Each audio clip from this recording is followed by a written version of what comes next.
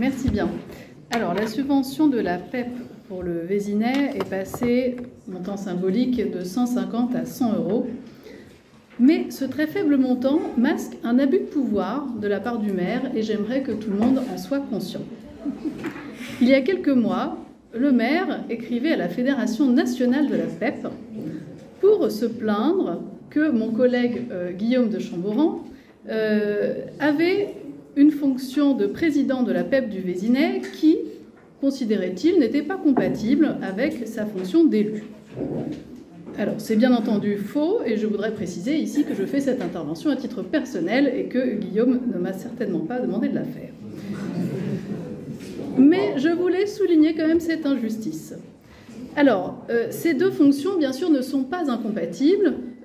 C'est tout simplement totalement farfelu. Et la Fédération nationale de la PEP a bien entendu rejeté ces insinuations calomnieuses de la part du maire.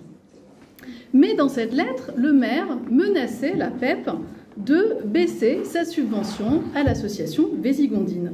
Et quelques mois après, on diminue le montant de la subvention de 50%. Abus de pouvoir ? Je mentionnerai ces éléments factuels. La subvention baisse alors même que les adhérents de la PEP du Vésinet ont augmenté et que cette association mène des actions d'intérêt public. Elle publie, pour un montant bien supérieur à la subvention, un guide d'entrée en maternelle. Elle organise un grand prix des jeunes dessinateurs. Donc, elle accompagne les parents de notre ville et elle fait vivre notre communauté. Plus sérieusement, au-delà des montants qui sont en cause, cette attitude participe du climat de terreur que je dénonçais au dernier conseil municipal. Quelle est la prochaine étape ?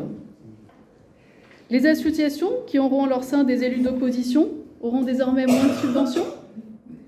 Les associations qui critiquent le maire n'auront plus de subventions ? Monsieur Corradetti, vous vous engagez sur la pente dangereuse de l'autocratie. Il serait grand temps que vous vous arrêtiez avant de tomber. Ok, voilà.